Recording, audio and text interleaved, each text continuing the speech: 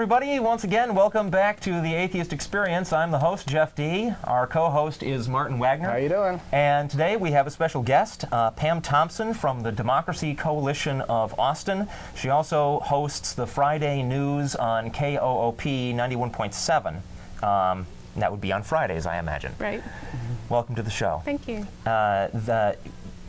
On Friday evening, Amanda and I went and participated in a protest march against Breckenridge Hospital to protest the Catholic Church's decision to end the availability of family planning services at Breckenridge.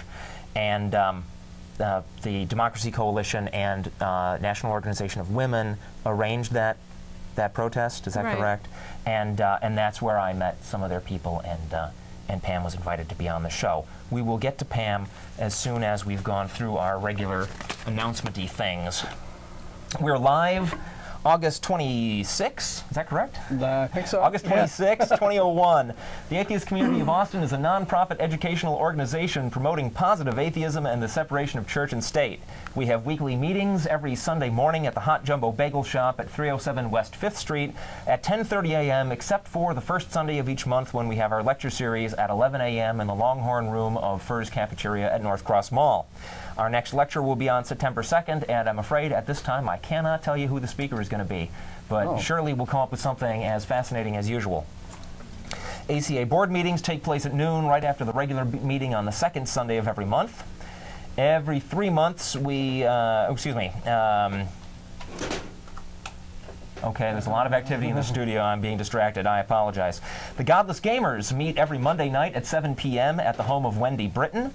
ACA Happy Hour takes place at Waterloo Ice House on Burnett Road every Wednesday night at 7 p.m. or 8-ish is when most people really start to trickle in. The Glasser family is hosting a movie night at their home every other Thursday. The next movie night will be on September 6th, and the film will be a science fiction action flick to be selected by a vote among whoever shows up. For more information, you can call our voicemail at 371-2911 or visit our website at www.atheist-community.org.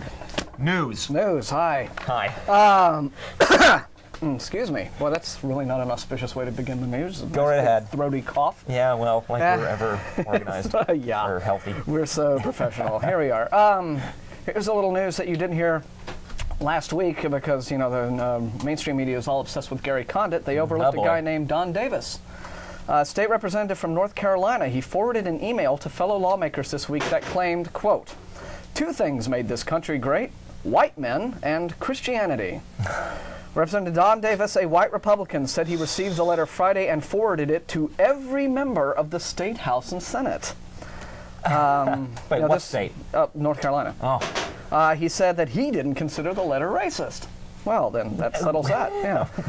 Quote, he says, quote, "I just put it out for information. People can read into it whatever they want to." Well, done. Yeah, we've done. Okay, no problem. There's a lot of it. That's truth the way I see it, he said. Who came to this country first? ... The white man, didn't he? No, that would be the red man. Yeah. Came to this country first, right? Wasn't the Mongols over the land bridge with Alaska? Oh, boy. Whatever. What is wrong with these people? They're idiots. The letter angered other lawmakers who considered it offensive and racist. Email originated from a white supremacist internet site called God's Order Affirmed in Love.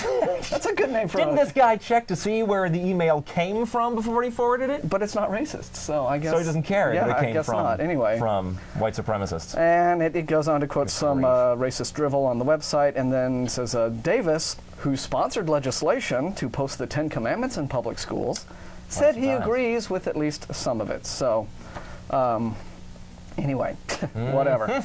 Yeah, but he's not a Democrat, and it's not a sex scandal, so it doesn't get mainstream news attention. Here's a funny one. Well, it's not really funny. It's kind of dumb, but funny. A Muslim man who had his stomach slashed and his bowel inadvertently pierced in a religious ritual has deteriorated. Ew. His family maintains that the ceremony is safe, except for when they pierce your bowels and slash your stomach open, I guess. The 40-year-old Sunni Muslim Indian from California had his stomach cut open in front of 200 others at the Otahuhu Seventh-day Adventist Church on Saturday night. This is in New Zealand. He was said to be in stable condition at a New Zealand hospital, but he deteriorated and then underwent emergency surgery in the evening. What is this Muslim guy doing having his stomach slashed open in a religious ceremony at the Seventh-day Adventist Church? You want these answers from me? I take it. Okay. Okay. He was, anyway, as of August 21st. So to, like, share the blame between multiple religions? What's going on? He was, I guess he wanted to cover all his bases, I suppose. He was in critical condition as of August 21st. The man had traveled to New Zealand to undergo the ceremony, which was performed by his priest brother, Mohammed Safiq of Mangaris. During the ritual, Mr. Safiq slashed his brother's stomach several times and then joined others in a prayer in an attempt to heal him. Now, this is what I don't get. He was like fine going into the ritual. Yeah, he went there to have his stomach slashed. And then they deliberately cut him open just to have a healing ritual to heal him back. Right. That's okay. Well, that makes sense. Mr. Safiq said his wounded brother, whom he declined to name, would eventually heal, and he labeled as ignorant those who criticized the ritual. Of course, people who had their stomachs gashed open. That's us, a couple of ignorant guys. Yeah, the people who do that are supremely intelligent, I suppose. Roman Catholic Church has paid a Southern California man a record $5.2 million to settle a lawsuit in which he alleged that as a boy he was sexually molested by a priest. The settlement, which legal experts called the largest publicly disclosed payment of its kind to a single person in the Church's history, also calls for sweeping changes in the way the Roman Catholic Church in Southern California handles sexual abuse claims against its clergy. The new policy includes stricter reinforcement of a no fraternization off-hours policy, a promise of swift action against priests who molest children, more monitoring of clergy and school teachers, and increased assistance for sexual abuse victims. In his lawsuit, Ryan DeMaria, now a 28-year-old attorney, said that Harris, that's the name of the priest, groped, fondled, and sexually molested him twice in 1991, but that he did not tell his family until 5 years later. DeMaria said he battled depression and suicidal thoughts for years against the alleged incident. Harris, a former principal of 2 Catholic high schools until he was placed on administrative leave in 1994, has repeatedly denied any wrongdoing. Of course, there are now 4 other boys who have allegations against this guy, too. Human rights groups plan to appeal the death sentence of a doctor convicted of blasphemy in Pakistan. Sheikh Mohammed Yunus, age 45, was given the death penalty after making insulting remarks about Islam's prophet Muhammad. And those insulting remarks were? I don't know. I think I happen to know what they are. It's something that his mother was not... One is he said that Muhammad did not become a Muslim until he was 40. Okay. And the other was that his Muhammad's parents were not Muslims. Okay. Gosh. Oh my gosh!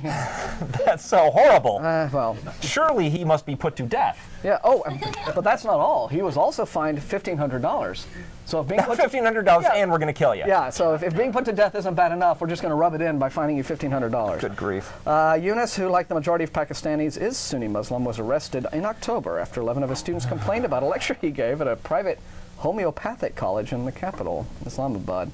And finally, he also, by the way, runs a skeptical organization. Is it? In that. Okay, yeah. But he's not involved with the Rationalists International out of New Delhi?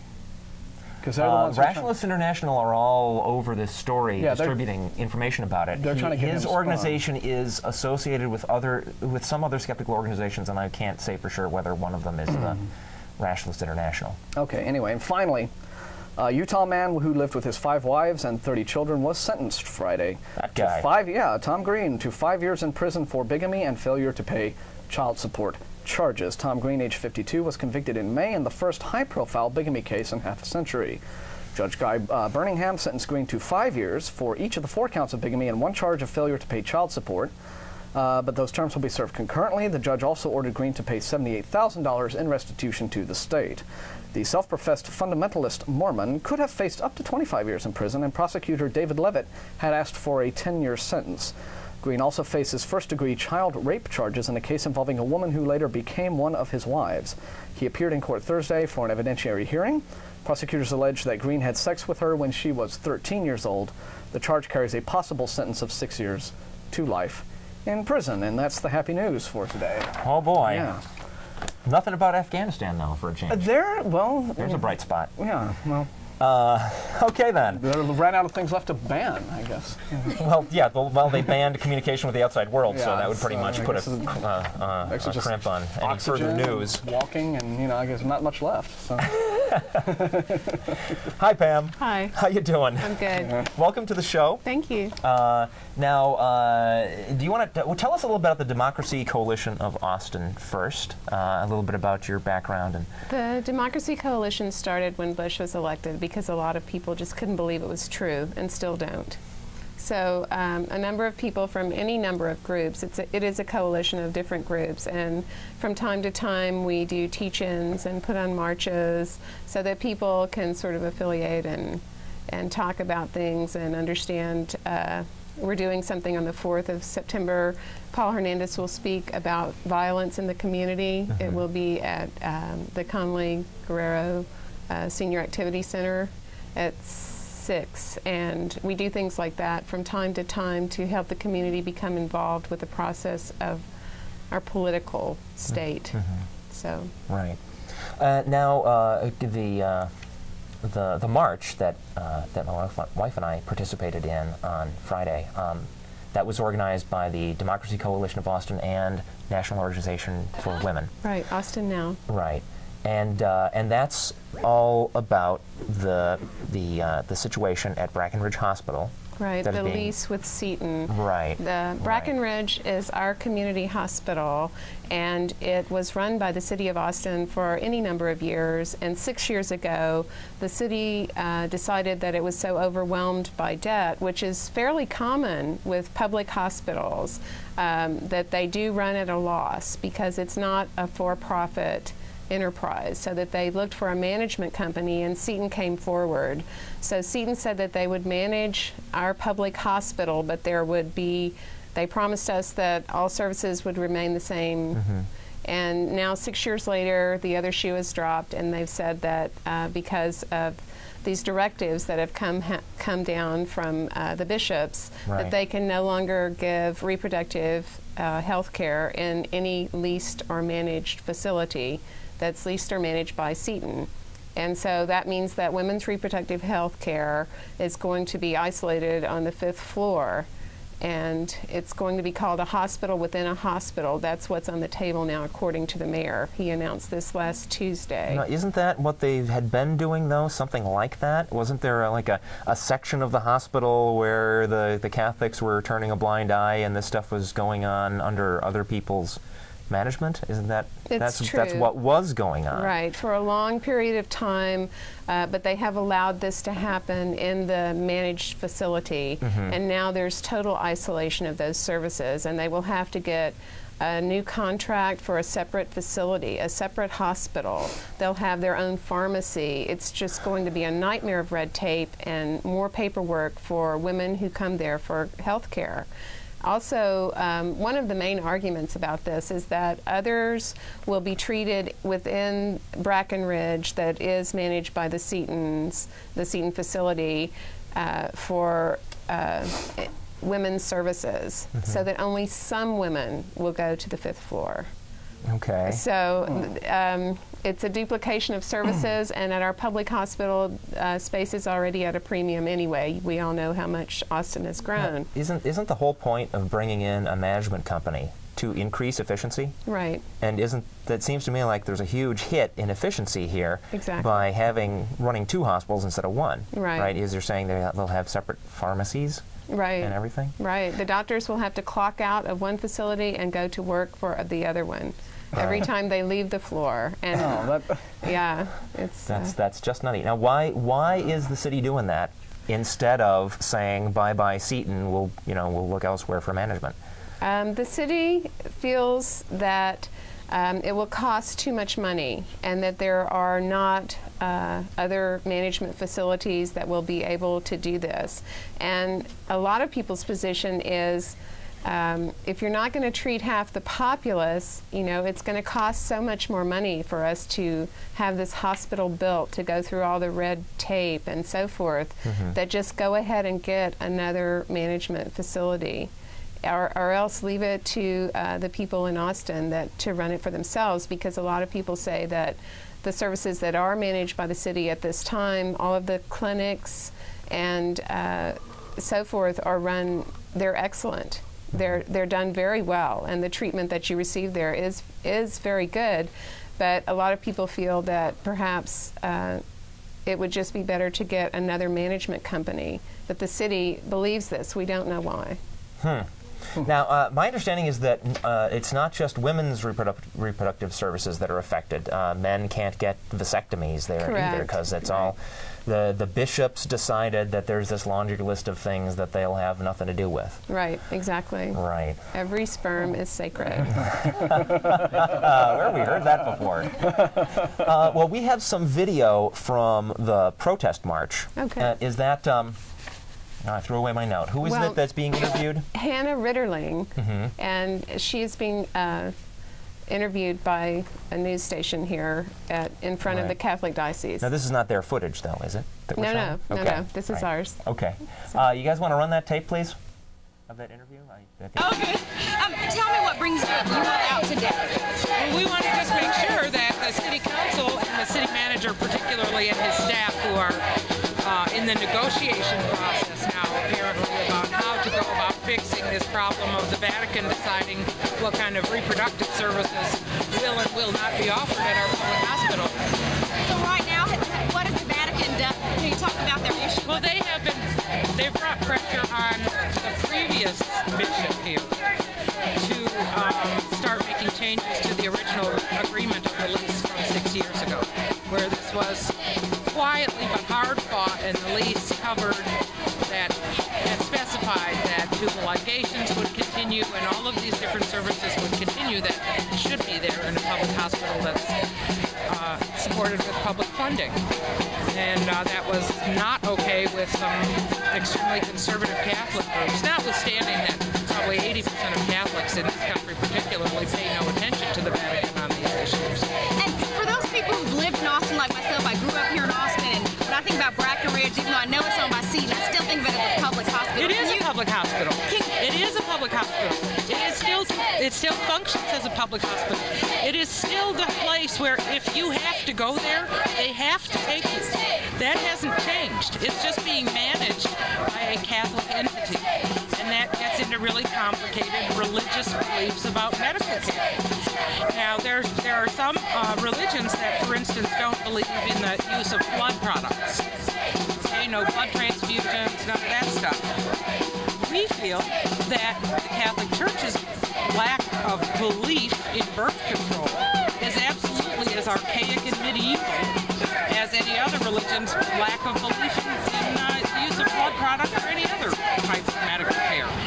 It's not their business in our public hospital with public money to impose their religious beliefs on the rest of the people. So right now, a decision hasn't been made on Brackenridge not offering reproductive. The decision that has been made is to more closely investigate the concept of having a hospital within the hospital. So right now, someone could have their tube type, for instance, that's an example. Yeah. But there's a possibility that's a jeopardy. They're definitely under pressure from the Vatican to stop, what do they call it? Being involved in these things causes a scandal in the language of the Conference of Catholic Bishops. It causes a scandal in the church. What message would you like to send to viewers who watch this today and might want to be involved? People need go to the hearing on Tuesday. Go to their hearing on Tuesday, which the city has set up at 5:30 at the Waller Creek Building, which is on 10th Street at I-35, just behind the Marriott Hotel. Attend there and express your... Okay. Well, I don't know why we cut away from that video, because it's not done yet, but okay. That's okay. I have all we the got the pertinent information, right? Yeah. So that's the next step, right? There's going to be a public hearing. Well, Can we have the audio off on that, please? Are we even hearing our microphones? Everything's cool? All right. Thanks very much for running the video. So that's the next step then, there is a small minute sort of difference. It's not a public hearing. The public hearing will be issued by the city council, hopefully. We're hoping that they won't take these two meetings that they've called. They've called public information meetings. And we hope to get to public hearings so that people will have more of a chance to say. But it is Tuesday at Waller Creek Building, August 28th at 6 p.m. And the Democracy Coalition and Now is having a rally at 5:30 before. If people would like to come, that's at 10th and Interstate 35. Okay. So. Well, great. We talk a lot on this show about church-state separation issues and how it's perfectly okay for anybody out there to believe whatever it is they want. Right. But as soon as our governments are putting those religions in a position to impose their religious beliefs on everybody, then there's a problem. Right. And this is a amazingly clear example of that. Okay. Well. There is a history of this, and President James Madison in 1811 vetoed a bill that, on the grounds of the First Amendment, he said he was known as the father of the Constitution, and he said that it exceeded the right of authority to which governments are limited by the essential distinction between civil and religious functions. Mm-hmm. And so historically, there has been a separation of church and state, but just throughout time, these things have just sort of merged, and it's really difficult to say a point when it happened. It's just here now.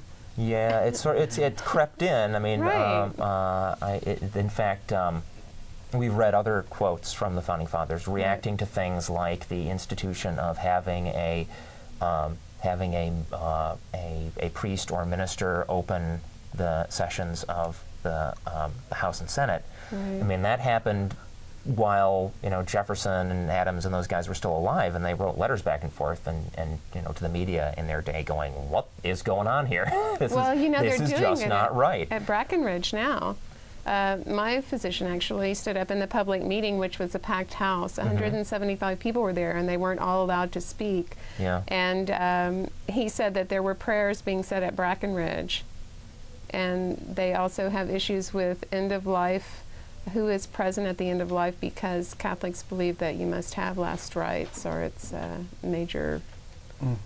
So even if you're not Catholic, they're so Baptists are getting Catholic last rites. I'm not really sure. I think it's just that's certainly a potential problem. Who's present in the room in the facility? Right. Considering how many fundamentalist Protestants consider Catholics not much better than Satanists, I think that would cause a serious problem for. Yeah, I don't understand. We have so many examples of this where there are different religious sects that don't agree. Right. But they're all going for the state funds right now, and not noticing that some of the money is going to groups that have agendas that oppose their own. And I just don't understand how even religious people can be in favor of all this. I think that this whole affair really shows the extent of the horrible boondoggles that we could have should Bush's faith-based initiative get pushed through on a national level. Right. Yeah. You will end up having situations like this whole Seton Brackenridge rigmarole going on in every city in the nation. And it will just be this horrible administrative... It's already going on in a lot of cities because the Catholics control a lot of hospitals in a lot of towns. And it will get, and I think it will just only get worse and only get stickier. Right. Well, anything else that you'd like to add to the discussion before we move on? That's a good basis. All right.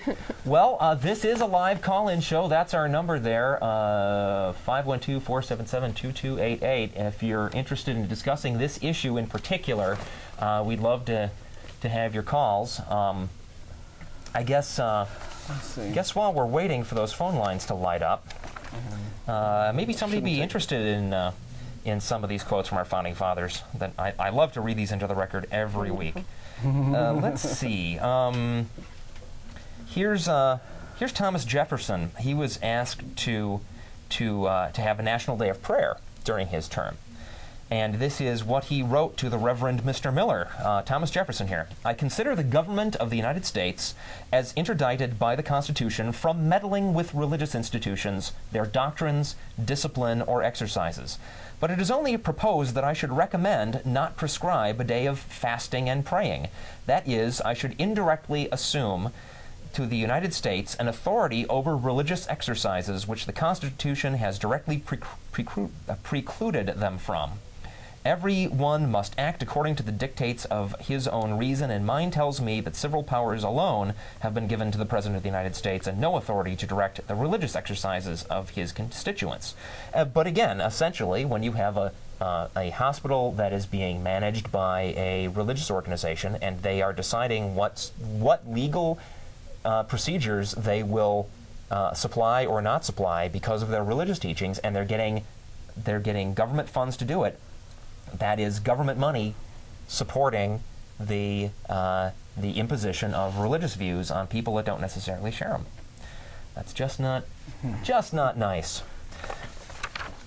The people now feel, a lot of people that have programs that are at BRAC feel as though perhaps their funding might well be in jeopardy if they speak against the hospital within the hospital, because I think that some of the misperception that's going around is that if we have to get another leasing company besides Seton, that it will cost us a great deal of money. And the actual truth of the matter is that it's going to cost us a great deal of money no matter what, because the hospital is sort of bursting at the seams right now, and to take one floor away and then duplicate services is redundant, to say the least. It will take some of the services that are being provided now elsewhere outside of Seton, which is not a good idea. Everyone needs to be able to know where to go in an emergency, and you can't really say, well, this is my problem and I need to go somewhere else before you are seen by the physician.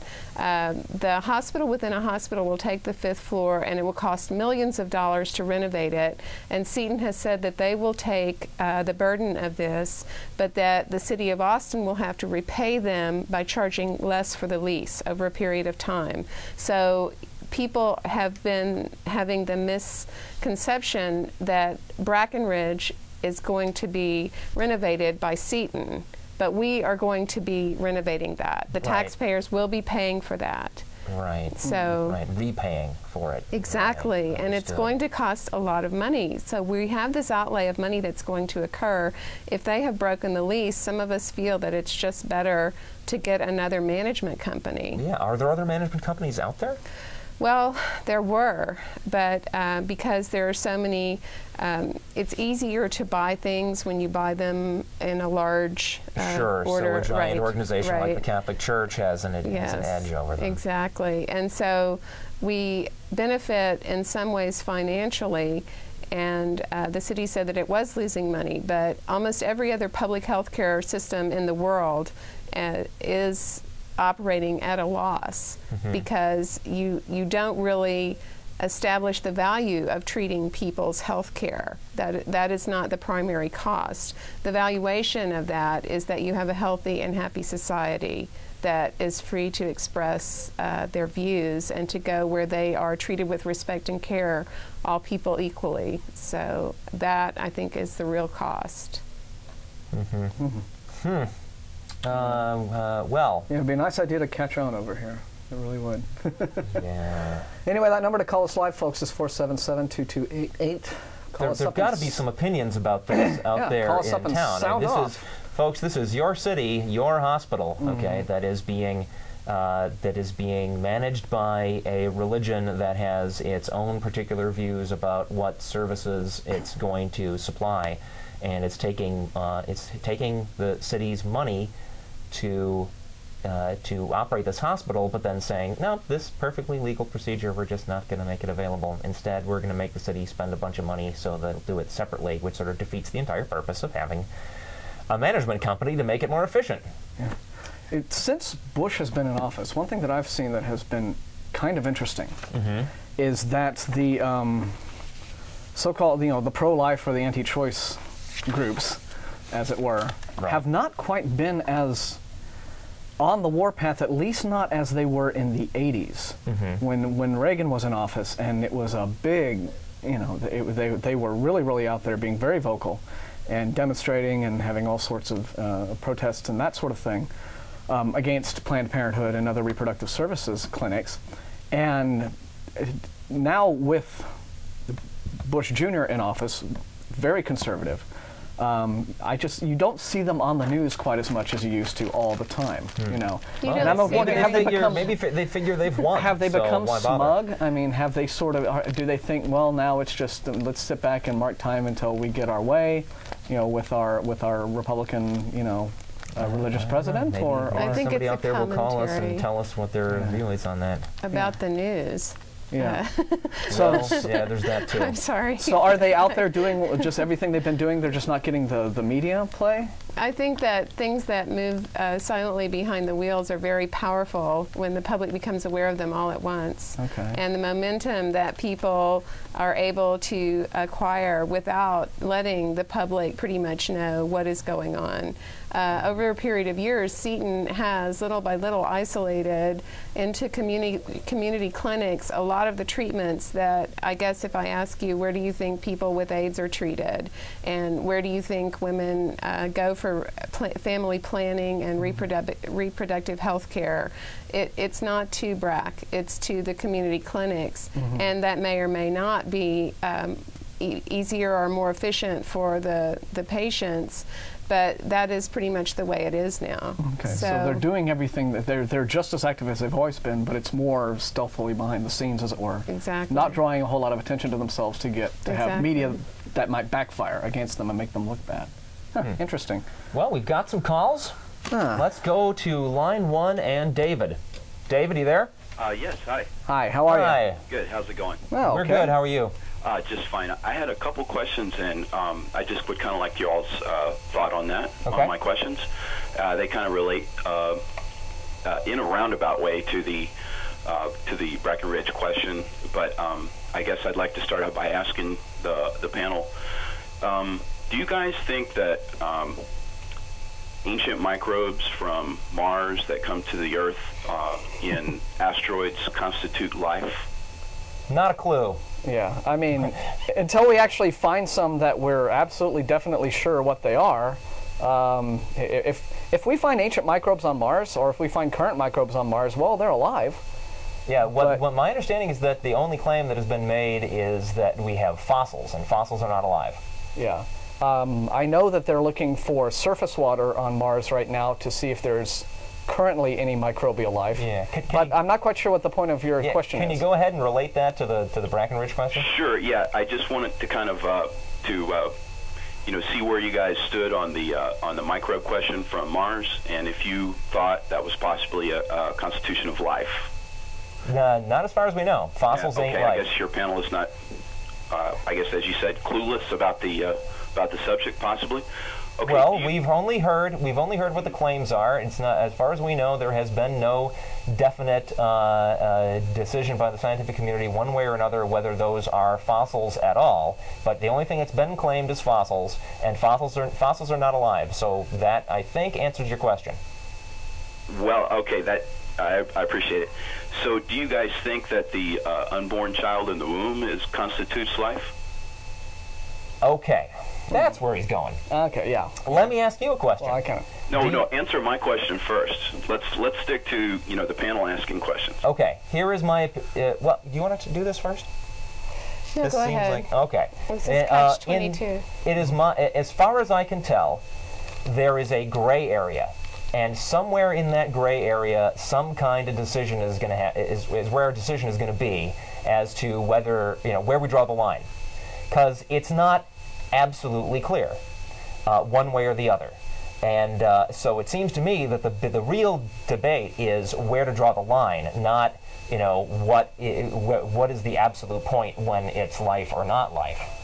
Yeah, right? I mean, it's gonna be a decision that is made that in an attempt to satisfy everybody's views on the subject. And of course the problem is we got views all up and down the scale. So that makes it difficult to pin it down. Yeah.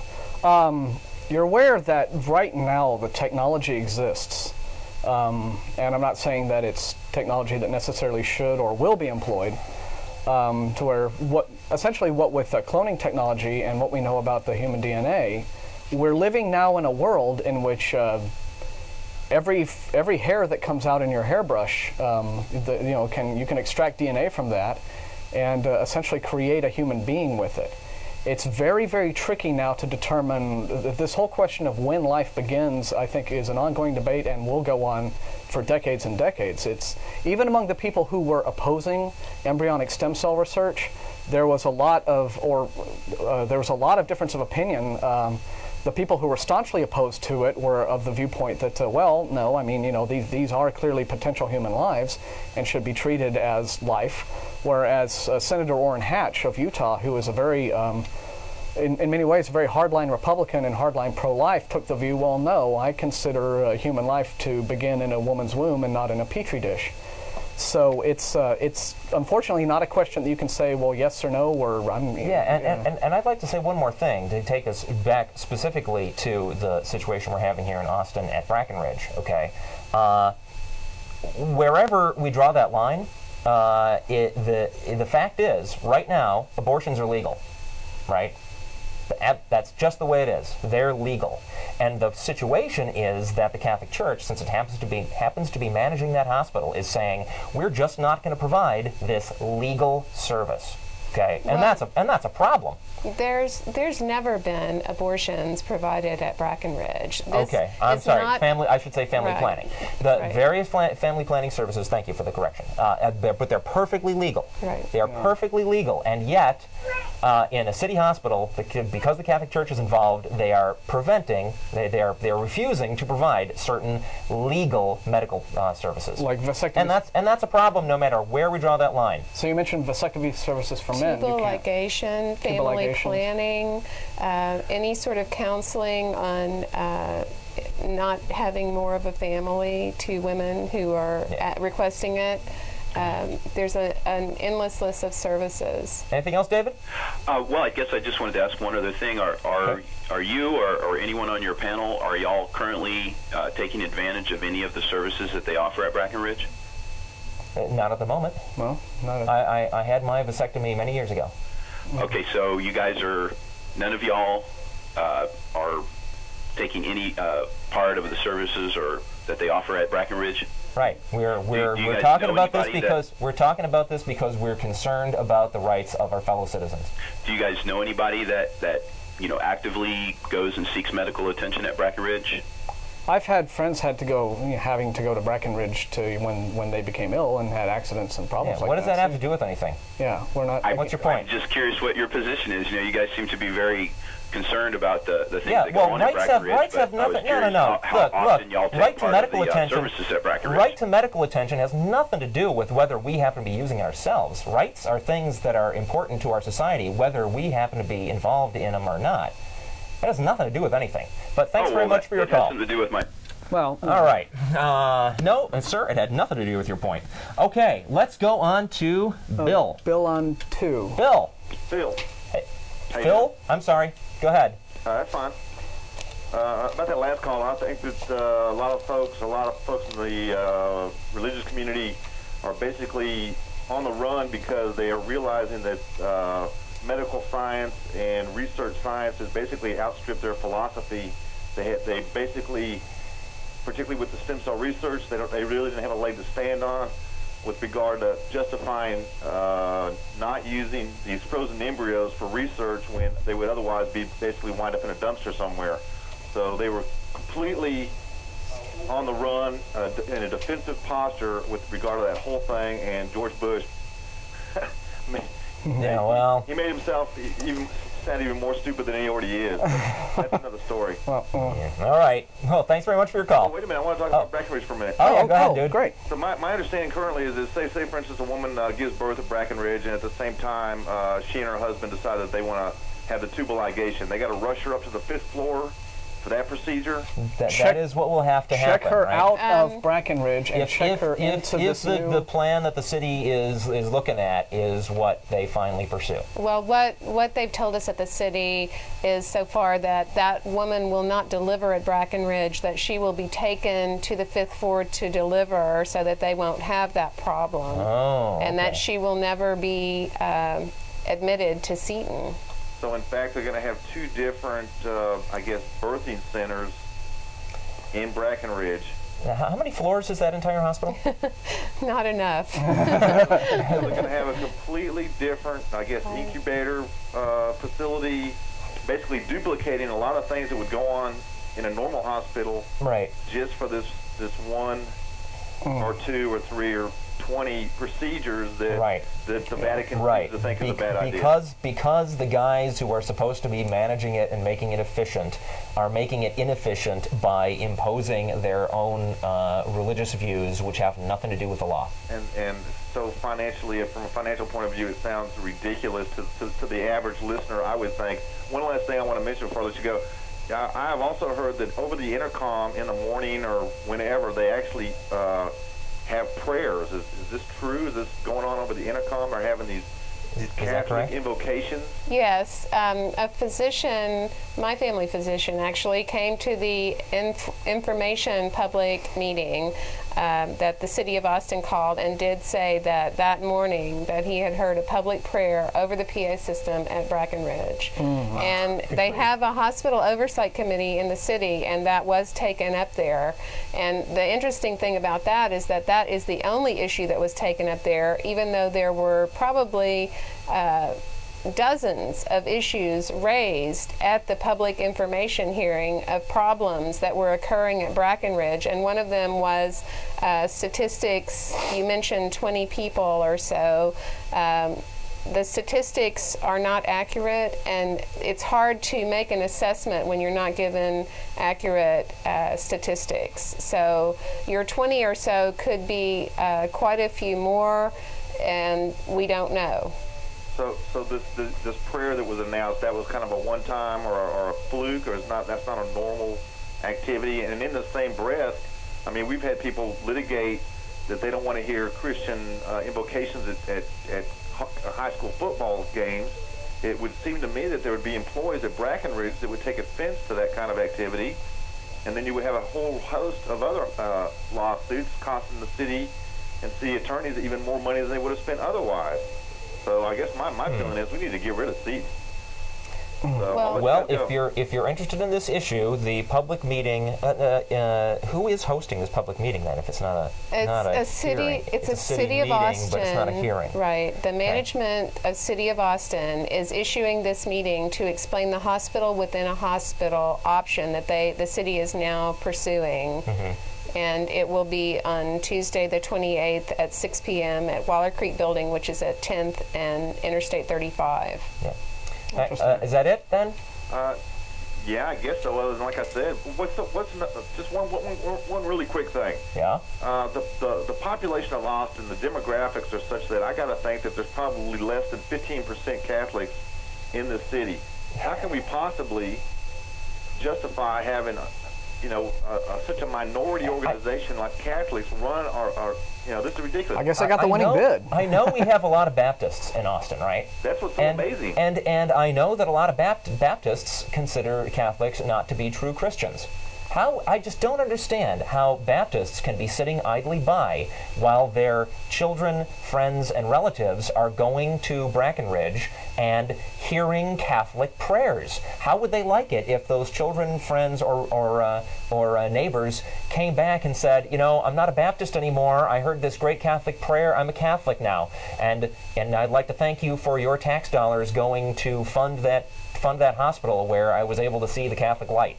I don't understand how Baptists can just ignore that this is going on. I don't get it. Well, they might, some might not be ignoring it, but they seem to be not terribly effectual in doing anything about it, or maybe they're just interested in other things. Well, something to point out is that when you're in the hospital, that is a situation of duress. And the caller before asked us if we were needing medical attention at Brackenridge. The people that are in the hospital need advocates, because when you are ill, it is not a time when you feel like addressing any of these issues. You need help, and you need there to be kind people there that are reaching out to you on a level that you can accept and understand, and you don't need to address the religious dilemma that would be projected on you. It's not a time when you can really establish your right of freedom. Right. It needs to be very clearly established for you when you go to the public hospital to seek treatment. Yeah. But it is an excellent time if you are a religious organization looking for an opportunity to have a captive audience under duress. Boy, you can't hardly get better than somebody in a hospital. Yeah, I had a friend recently who was in South Austin Hospital who just had out of the blue this unscheduled visit by a chaplain. Just walked in the room and you know, my friend's my friend's not, you know, atheist as I am, but she's certainly not Christian. Yeah. And so she kind of, you know, didn't quite handle it as I would have. But this presumption that, you know, and I'm sure that the chaplain probably thought, well, you know, I'll just pay this person a visit and, well, you know, and see if they would like. But it really didn't come off that way. I've had another incident too, where a different friend was in a different hospital and was subjected to this, you know, just some form of unsolicited religious conversation from a doctor this time, and it was just weirdly out of place. Well, what I think is going on, just real quick, is that it looks to me like these religious organizations, the Baptists, the Catholics, they basically agree to disagree, but at the same time keep their mouths shut because they know the political ramifications. During the last presidential round, they didn't make a big deal about abortion. So what I'm afraid is happening is they're going to make a stealth attempt at stacking the Supreme Court and have their way kind of under the table. And they're trying to keep it as low profile as they can by showing this kind of united front and not doing a lot of infighting. So I really will let you go now. Okay. Well, it's great to hear from you, Bill. Yeah, thanks a lot, Bill. Yeah. Okay. Did you have a comment? No, only to say that, well, it'll be interesting to see how the very, very far right now maneuvers with the departure of Jesse Helms. No, yeah. Well, you know, I mean, there's no shortage of extreme right-wing people out there to put in that slot. Right. Now, you sent me a URL with the bishops, whatever that document was called, the list of directives from the bishops about their hospitals. Right. And there was whole sections in there about how the clergy in the hospital are supposed to behave. So there's no question that clergy are stalking the hallways of this hospital. But do you happen to know whether city funds, are paying for having those clergy in the hospital? I'm not really sure. I know that the hiring processes they are handled by the management facility, and your ability to treat patients there and so forth. If you are a physician, you've asked why people didn't say people that are in the hospital that are ill are not really They are not focused on that. They're focused on becoming healthier. And the people that are there that work there have been hired and screened according to this management facility. And their jobs depend upon their boss.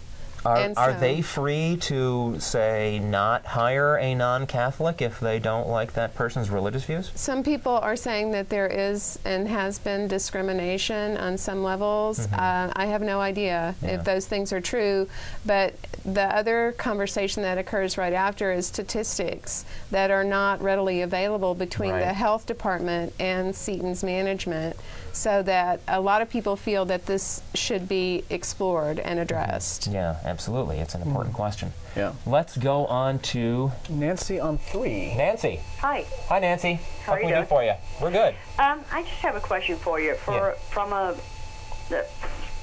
humane or humanitarian or moral standpoint, how do you feel about in vitro and surrogate parents and test tube babies as opposed to adopting children that are already here and need parents?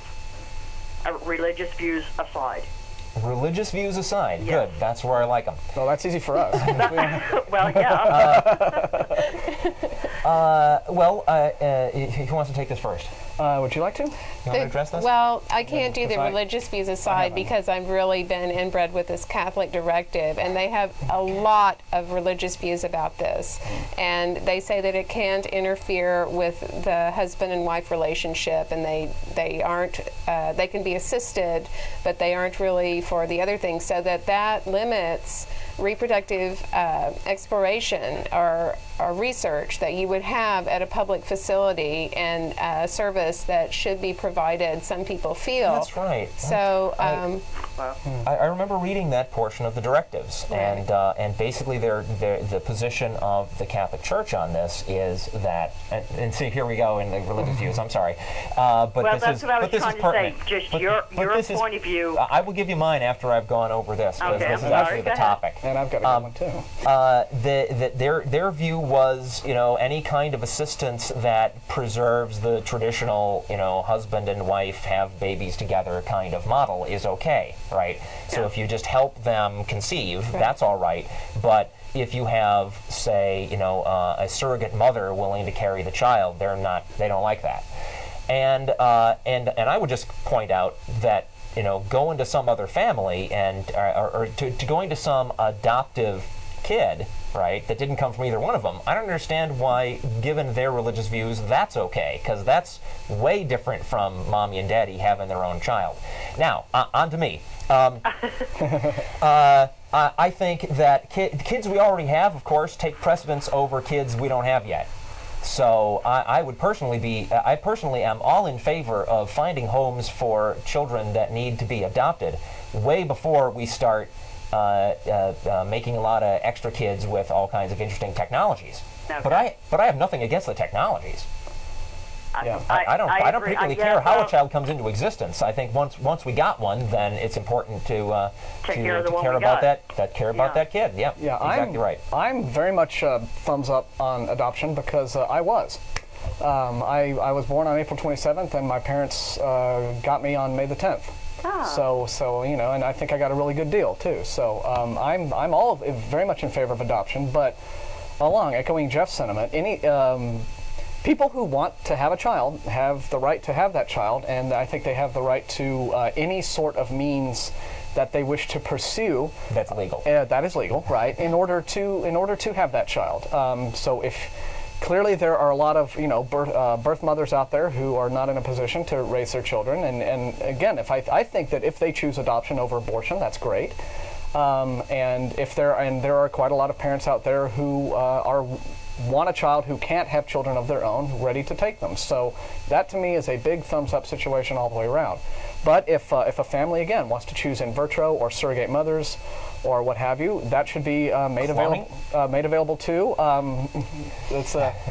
The cloning thing, I think, is still very much on the table. Yeah, I have an opinion. I have an opinion about the religious objections to the use of these kinds of technologies. Okay, I really am convinced that has much less to do with concern for the sanctity of life than it has to do with concern for the sanctity of previously unexplored ethical issues that they fear could destroy their religious institutions.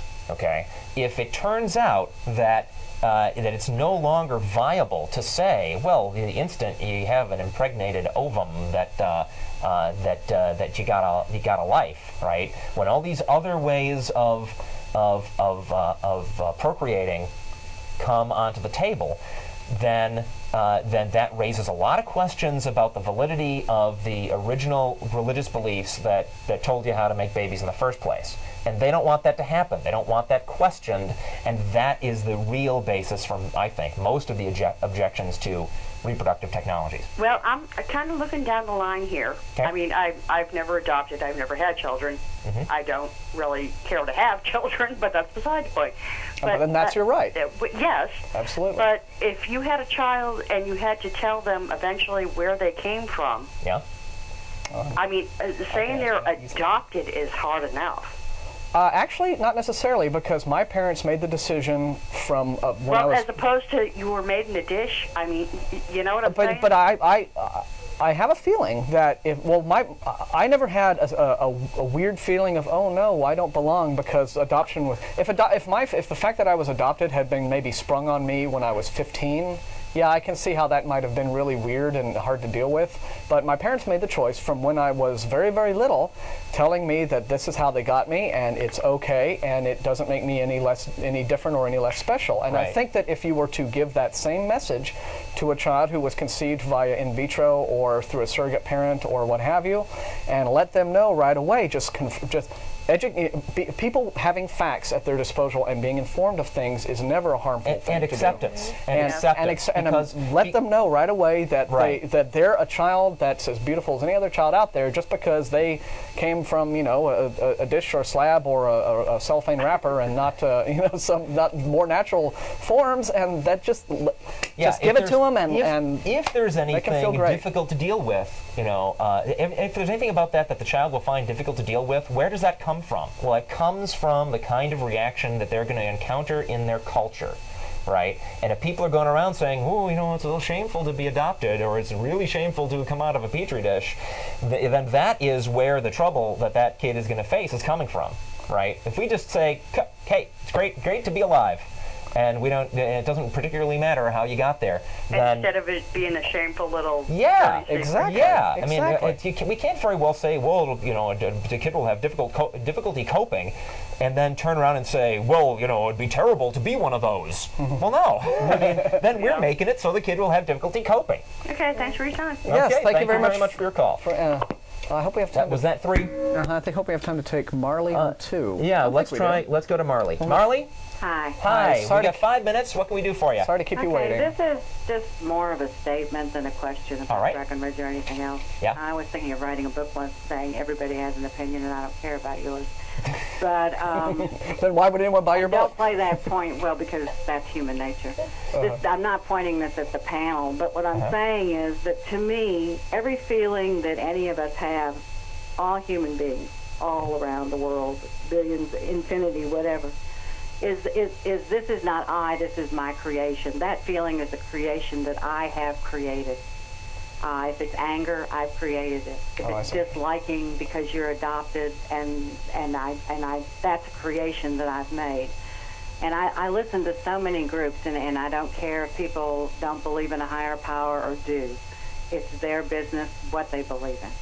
All I think is that we should come forth with love. Now, maybe that's just really far-fetched, and this world will never get to that point, where instead of having millions of groups sitting around discussing what we don't like, what shouldn't happen, what we're angry at, what we hate, what is wrong with the laws, what is wrong with the government, what is wrong with this, and we don't unite in love and try to understand that there are many different versions and thought patterns out there. And if I want to create your thought pattern as something that I'm going to be angry with, then that is what I will create. If I can create that your thought pattern is something that I accept for you, if I don't even accept it for me, and I go forward in strength with love, maybe this whole world can get to be a better place for all of us to live in. And all of these beliefs can be these beliefs that we understand. Maybe not, we all don't believe the same, but at least we can love and care about each other. Yeah, well, that's a nice thought. It's a nice thought, but the world's not going to be around if we don't get there. No, we definitely hear what you're saying. I don't necessarily agree with your take on it, but certainly it is the most important thing is for us to figure out how to get along. What do you think my take is on it? Just the way you phrase things, I'm not sure where you're coming from. You might be right, but I don't understand yet. And we only got 2 minutes left, so you're not going to be able to explain it. But please call again. I can. Pardon me. Yeah, but we only got 2 more minutes. Please call again next week. We'll be more than happy to go into that with you in depth. And we're going to let you go. Okay. Okay. Bye-bye. Yeah, we appreciate your call. We really do. We do. I absolutely agree that the most important thing is to figure out how to get along. And just to put the atheist spin on it here, it's awfully difficult to do that when there are organizations built around the premise that if you ain't one of them, it is okay for you to be burned in hell forever. Yeah, I just want to just 20 seconds to respond to where I specifically disagreed with Marley's points. Okay. Was not just on the whole message that we all should get along and come together with love and what have you. We're right with you on that. Yeah, thumbs up to that. The problem is that when you said I can accept that to another person your viewpoint is right for you, even though it may not be right for me, I don't think I could bring myself to tell a Nazi white supremacist, well, your views are okay. Yeah, the point of view that you think that all Jews should be killed and that black people are mud people and that white people made the country great and we ought to drive. I don't really think that I could say to them, well, that's an okay viewpoint for you. That's not an okay viewpoint for anybody. So I think that there are, like Jeff said last week, we respect people, but we only give viewpoints the respect the viewpoints deserve. And if you have a reprehensible viewpoint, you should. We're going to say so. Yeah. So, sorry. All right. Well, we're winding down. Just want to remind everybody that the Atheist Community of Austin meets at the Hot Jumbo Bagel Shop, 307 West 5th Street at 10:30 every Sunday morning, except for this coming Sunday when we'll be in the Longhorn Room of Furs Cafeteria at North Cross Mall at 11 a.m. for our lecture series, and which is open to the public. Okay, thank you very much for being on the show. That was very informative, and I was honored to participate in the march, and I will try to make it to that meeting on Tuesday. Okay, Christians, see you next we Sunday. don't hate you. We just think you're wrong. Bye bye. See you next week. Thanks to all our